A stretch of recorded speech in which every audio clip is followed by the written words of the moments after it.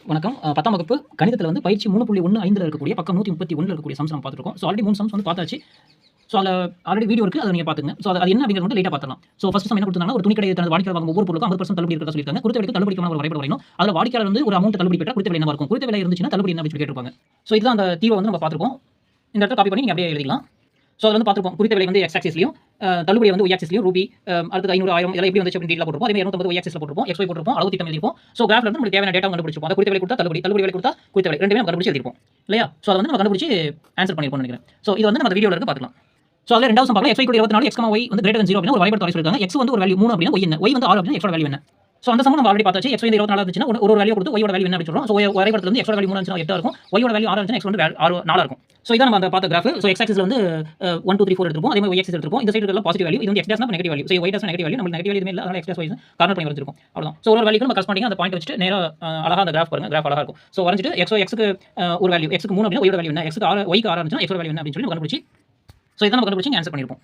அடுத்து 3ஆம் சம் பார்த்துப்போம். y = ½ x அப்படினா ஒரு வரைபடம் வர சொல்லிருப்பாங்க. விகிதமாறி அடையாளம் கண்டு வரைபடத்தை சரி பார்க்க சொல்லிருப்பாங்க. x = 9 y என்ன? y = 7.5 x என்னன்னு சொல்லி கேட்டிருப்பாங்க.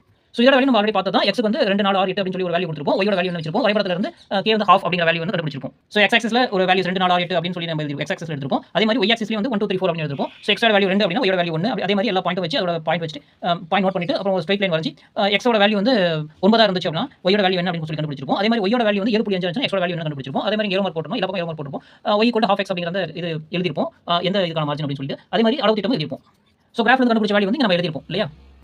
இப்போ வந்து அடுத்த 3 சம் அப்படியே கண்டினியூ பார்த்தறலாம். ஒரு தொட்டி நிரப்ப தேவையான குழாய் எண்ணிக்கையும் அவ எடுத்துக்கொள்ளும் நேரமும் வந்து அட்டவணையில் கொடுத்திருக்கு. குழாய் எண்ணிக்கையும் அந்த தொட்டி குழாய் எண்ணிக்கை வந்து 2 3 6 9 எடுத்துக்கொள்ளும் நேரம் வந்து நிமிடங்கள்ல கொடுத்திருக்காங்க. 3/4 மணி நேரம், 45 நிமிஷம், 30 நிமிஷம், 15 நிமிஷம், 10 நிமிஷம். மேற்கான தரவுகளை வரைபடம் வரைந்து 5 குழாய்களை பயன்படுத்தினால் இப்ப தெரியுது. 5 குழாய்களை பயன்படுத்தினால் தொட்டி நிரப்ப எவ்வளவு நேரம் எடுத்துன்னு சொல்றாங்க. 9 நிமிடங்கள் தொட்டி நிரப்பினால் பயன்படுத்த குழாய் எண்ணிக்கை என்ன? 9 நிமிடங்கள்ல தொட்டி நிரப்பினால் பயன்படுத்தப்பட்ட குழாய் எண்ணிக்கை எப்படி சொல்றாங்க. அதாவது தொட்டி நிறைய டேப் கொடுத்திருக்காங்க. எந்த தொட்டில வந்து எவ்வளவு டைம்ல நிரப்புது அப்படிங்கிற டைம் கொடுத்திருக்காங்க. இப்போ நமக்கு என்ன கேட்டா 5 குழாய் பயன்படுத்தினா தொட்டி நிரப்ப எவ்வளவு நேரம் எடுத்துக்கும்? 9 நிமிடங்கள் பயன்படுத்தினா பயன்படுத்தப்பட்ட குழாய் எண்ணிக்கை அப்படின்னு சொல்லி என்ன அப்படி கேட்டிருக்காங்க. ரொம்ப சிம்பிளான சம் தான். அட்டவணையில வந்து நம்ம வந்து எதிர்மாறுபாடு அப்படின்னு சொல்றோம். ஏன்னா 2 இருந்தா 45 இல்லையா?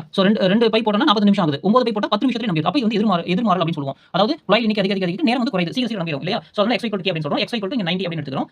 அதிகபட்சமா வந்து ஏன் 90 எடுக்கணும்? அது 90 நிமிடம் அப்படின்னு சொல்லிருக்காங்க. இங்க நமக்கு இருக்கிறதுல அதிகமா 90 நிமிடம் அப்படிங்கறது தான் கொடுத்திருக்காங்க. இரண்டாவது கொடுத்திருக்காங்க 90 நிமிடம் தொட்டி நிரப்ப பயன்படுத்த குழாய். அப்ப 90 நிமிடம் அதிகபட்சமா இருக்கும். அது x = 90 அப்படின்னு எடுத்துக்கிறோம். இப்போ அவங்க கொடுத்த டேட்டா வச்சு நம்ம அப்படியே கிராஃப் போடலாம். குழாய் எண்ணிக்கை வந்து x ஆக்சிஸ் மேல இருக்கிறது x ஆக்சிஸ். அவங்க கொடுத்திருக்காங்க x என்னன்னு சொல்லி. அதே மாதிரி y ஆக்சிஸ்ல வந்து என்ன பண்ணிரோம்? எடுத்துக்கொள்ளும் நேரம் அப்படின்னு சொல்றோம். அதாவது நேரம் அப்படின்னு மட்டும் எடுத்துக்கிறோம். ஃபர்ஸ்ட் x ஆக்சிஸ் வரைஞ்ச உடனே 0 போடணும், x டேஷ் போடணும், அதே மாதிரி x போடணும், இங்க y டேஷ் போடணும், மேல என்ன பண்ணணும்? y போடணும். ஓகே. இப்போ வந்து எல்லாமே எந்த வேல்யூஸ் பார்த்தோம்னா x ஆக்சிஸ்ல 9 வரைக்கும் இருக்கு, y ஆக்சிஸ்ல 45 வரைக்கும் இருக்கு. நம்ம என்ன பண்ணலாம்? x ஆக்சிஸ்ல வந்து 1 2 3 அதுல இருந்து சேஞ்ச் வராது. y ஆக்சிஸ்ல 45 இருக்கறனால அவ்வளவு லைன் போட முடியாதுங்கறனால 2 எடுத்துக்கலாம். 2 4 6 8 10 அப்படின்னு சொல்லி நம்ம ஃபுல்லா பாயிண்ட் அவுட் நோட் பண்ணிக்கிறோம். இப்போ வந்து x ஓட வேல்யூ 2 இருந்துச்சுனா x ஓட வேல்யூ 2 இருந்துச்சுனா 45 45ங்கிற வேல்யூ நமக்கு இங்க இருக்கு.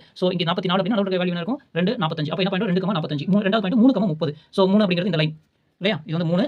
அப்போ இது வந்து 30. இங்க வந்து பாயிண்ட் பண்ணி மார்க் பண்ணிக்கிறோம். அடுத்து 6 இல்லையா? 6 னா 15. 6 அப்படினா 15. இந்த லைன். இப்படியே வச்சு இத ஸ்கேல் வச்சு மார்க் பண்ணா நமக்கு ரொம்ப ஹெல்ப்ஃபுல்லா இருக்கும். ஓகேவா? இங்க இருந்து அப்படியே ஸ்ட்ரைட்டா பார்த்துட்டே போயிட்டு இந்த பக்கம் எந்த மார்க் இருக்கோ அத பார்த்தா வேலை முடிஞ்சது. அடுத்து வந்து 9, 10. 9, 10. இங்க வந்து 10 இல்லையா? மார்க் பண்ணியாச்சு. இப்போ என்ன பண்ணலாம்? அழகா அப்படியே ஸ்ட்ரைட்டா பாயிண்ட் பை பாயிண்ட் வந்து அழகா ஸ்ட்ரைட் லைன் ஒரு பரபோலா மாதிரி வரைஞ்சலாம். பரவலை மாதிரி வரைஞ்சறோம். இப்போ வந்து என்ன கேட்டிருக்காங்கன்னா 5 குழாய் எண்ணிக்கை நான் 5 குழாய் படுத்தோம்னா கிராஃப்ல எங்க அடிக்குதுன்னு பார்த்தோம்னா 18 5, 18. அடுத்து 90 நிமிஷம் 90 நிமிடம் அப்படின்னு சொல்றப்போ 90 நிமிஷம்னா என்ன கொடுத்திருக்காங்க? 9 நிமிடங்கள்ல தொட்டி நிரம்பணும். 9 நிமிடங்கள் அப்படினா இங்க அப்போ இங்க 9 நேரம் இங்க ஒரு லைன் போட்டோம்னா எங்க அப்படினா 10ல வந்து நிக்குது. 5 குழாய்ல பயன்படுத்தினா 18 நிமிஷம் எடுத்துக்குது. 9 நிமிடம் பயன்படுத்தினா 10 நிமிஷம் எடுத்துக்குது அப்படின்னு சொல்லி ஆன்சர் அது ஆன்லைன்ல வேலை முடிஞ்சது. இந்த கிராஃப் வந்து ரொம்ப நீட்டா இருக்கு இல்லையா? ஓகேவா? இதான் அதோட ஆன்சர் கிராஃப். பாத்துக்கங்க. அடுத்த 5ஆம் சம் பார்த்தலாம். ஒரு பள்ளியானது ஒரு குறிப்பிட்ட போட்டிகளுக்கு பரிசு தொகை எல்லா பங்கேற்பாளர்களுக்கும் பின்வருமாறு சமமாக பிரித்து வழங்குவதாக அறிவிக்கிறது. அதாவது பங்கேற்பாளர்கள் வந்து எண்ணிக்கை எவ்வளவு பேர் பார்ட்டிசிபேட் பண்றாங்க? 2 பேர் இருந்தாங்க அப்படினா ஒவ்வொரு பங்கேற்பாளருக்கு வந்து ரூ. 150 கிடைக்கும். 2 பேர் இருந்தா ரூ. 150 கிடைக்கும். 4 பேர் இருந்தா ரூ. 90 தான் கிடைக்கும். ஒருத்தருக்கும் என்ன எவ்வளவு கிடைக்கும்? ரூ. 90 கிடைக்கும். அப்ப 6 ரூபாய் இருந்தா ரூ. 60 கிடைக்கும். அதாவது 2 பேர் கலந்துட்டாங்கன்னா ஒருத்தருக்கு ரூ. 150 கிடைக்கும். அந்த மாதிரி வந்து போட்டுருக்காங்க. இது வந்து விகித சம மாறிலிக்கான சொல்லிருக்காங்க. அதாவது எவ்வளவு கான்ஸ்டன்ட்டா வச்சுக்கலாம் ஒருத்தருக்கு வந்தா எவ்வளவு இருக்கும். அது மேற்கான தரவுகள் குறைபாடு வந்து 12 பங்கேற்பாளர் அது இதுக்கு அப்புறம் 12 இருந்துச்சா ஒவ்வொரு பங்கேற்பாளரும் பரிசு தொகை எவ்வளவு அப்படின்னு சொல்லி கேட்டிருக்காங்க. விகித சமய மாறிலி அப்படிங்கிறது ஹையஸ்ட் வேல்யூவோட நம்ம எத்தனை போட்டியாளர் இருந்தா பார்த்தா கண்டுபிடிச்சிடலாம். 18 36 360. ஓகேவா? அட்டவணையில வந்து எதிர் மாறுபாடு அப்படின்னு சொல்றாங்க. என்ன அப்படினா போட்டியாளர் அதிகரிச்சோம்னா அவங்களுக்கு தொகை எவ்வளவு இருக்கும்? கம்மியா இருக்கும் அப்படின்னு சொல்றாங்க. ஃபர்ஸ்ட் 2 பேர் கலந்துட்டாங்கன்னா எவ்வளவு இருக்கும்? 150. அப்ப ஒருத்தர் மட்டும் கலந்துட்டா எவ்வளவு இருக்கும் அப்படின்னு நம்ம கண்டுபிடிச்சிருக்கோம். அதாவது x = 360. அப்ப இதுக்கு வந்து ஒரு கிராஃப் வரைஞ்சலாம்.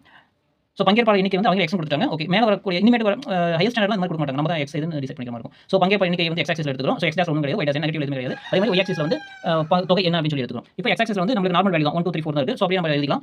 y ஆக்சிஸ்ல வந்து 360 வரைக்கும் போகும். அப்ப என்ன பண்ணலாம்? 10 10 எழுதிக்கலாம். 10 20 30 40 50 60 அப்படின்னு சொல்லி நம்ம 150 வரைக்கும் எழுதிருக்கோம். அதுக்கு மேல எழுதினாலும் அவ்வளவு தூரம் போக வேண்டாம். நமக்கு கன்வீனியன்ட்டான இதுல எழுதிடலாம். அடுத்து அளவு திட்டம் x அச்சு 1 சென்டிமீட்டர் ஒரு அலகு, y அச்சு 1 சென்டிமீட்டர் 10 அலகு. ஓகேவா? இது வந்து 10 வரணும். எல்லாமே 1 1 எடுத்தா 1 போடும் 10 அலகு. எல்லாமே 10 1 சென்டிமீட்டர் 10 தானே. ஓகேவா? ஸோ இப்போ வந்து என்ன பண்ணலாம், கிராஃப் வரைஞ்சிடலாம். என்ன கொடுத்துருக்காங்க 2க்கு 180. ஸோ இங்க வந்து 2 இருக்கு. ஸோ 180 எங்க இருக்கு? இங்க இருக்கு. அப்போ பாயிண்ட் வச்சு 2, 180. அடுத்தது 4க்கு வந்து 90. ஸோ இது வந்து 4. இங்க பார்த்தா 1, 2, 3, 4 கூட 90. அடுத்தது 6, 60. ஸோ இங்க வந்து 6, 6 நேரா போனா 60. 6, 60 பாயிண்ட் வச்சு மார்க் பண்ணிடணும். அப்புறம் தான் நம்ம கிராஃப் வரையணும். 8, 45. அடுத்தது 10க்கு 36. 10க்கு 36. ஃபர்ஸ்ட் பாயிண்ட் வச்சு அழகா என்ன பண்ணலாம், ஸோ இங்க வந்து ஸ்டார்ட் பண்ணி அப்படியே ஒரு லைன் போட்டு அப்படியே இது வந்து இது அப்படியே வரைஞ்சா வேலை முடிஞ்சது. ஓகேவா? ஸோ அப்படியே வரைஞ்சா வேலை முடிஞ்சது. இப்போ இங்க கேட்குற கொஸ்டின் ஆன்சர் பண்ணிடலாம். ஸோ ஏன்னா விகித சம மார்க் கண்டுபிடிச்சாச்சு 360. 12 பங்கேற்பா பங்கெடுத்துக்கொண்டா ஒவ்வொரு எவ்வளோ கிடைக்கும்? 30 கிடைக்கும். ஸோ பங்கேற்பா இன்னைக்கு 12. ஸோ 12 நேரம் என்ன மார்க் ஆகுது? 30. அப்போ 12 பேர் பங்கெடுத்துக்கிட்டோம்னா 30 ரூபா கிடைக்கும் அப்படின்னு சொல்லி போடலாம். ஸோ இதான் அதோட ஆன்சர் கிராஃப் பார்த்துங்க. ஓகேவா? ஸோ பென்சில் நல்லா ஷார்ப் பண்ணி ரொம்ப அழகாக வரீங்க. இந்த இடத்துல கூட கொஞ்சம் லைட்டான ஸ்கேல் வச்ச மாதிரி தெரியுது. ஸோ இன்னும் நீங்க வரையப்போ அழகாக இன்னும் மேட்ச் பண்ணி வரீங்க.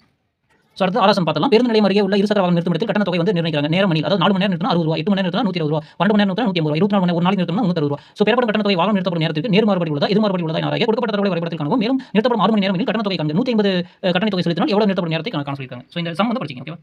ஸோ y எப்படி மாறுபடும் அப்படின்னா கட்டண தொகை எதை பொறுத்து x பொறுத்து மாறுபடுது அப்படின்னா அட்டவணையில் இது நேர் மாறுபாடு அப்படி சொல்றாங்க. இது அதிகரிச்சா அது அதிகரிக்கும். நேரம் அதிகரிச்சு 2 நாள் நிறுத்தம்னா அது பணம் அதிகரிக்கும் இல்லையா? ஸோ y kx மாறுது.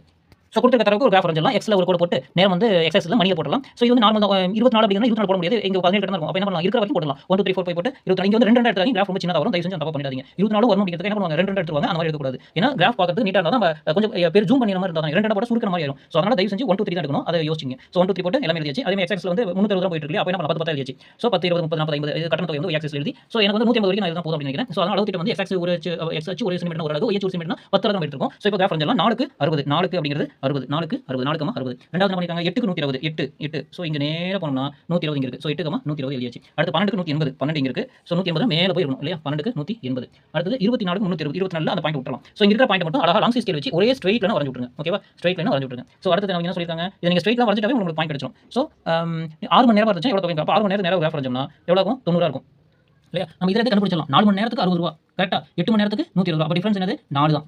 ஸோ இதோட என்ன பண்ணும், 6 மணி நேரம் 2 தான். ஸோ இதோட பாதியில இன்னொன்று. அப்போ 6 மணி நேரம் இப்போ 4 + 2 தானே. ஸோ 60 + வந்து 30 இல்லையா? 4 மணி நேரத்துக்கு எவ்வளவு? 60. 2 மணி நேரத்துக்கு எவ்வளவு? 30. அப்போ 90. அப்போ 6 இருந்துச்சுன்னா 90 தான் இருக்கும். நம்ம ஈஸியாக ஆன்சர் கெஸ் பண்ணிடலாம். பட் இருந்தாலும் இதை நம்ம வரைஞ்சு பார்த்து காமிச்சிடணும்.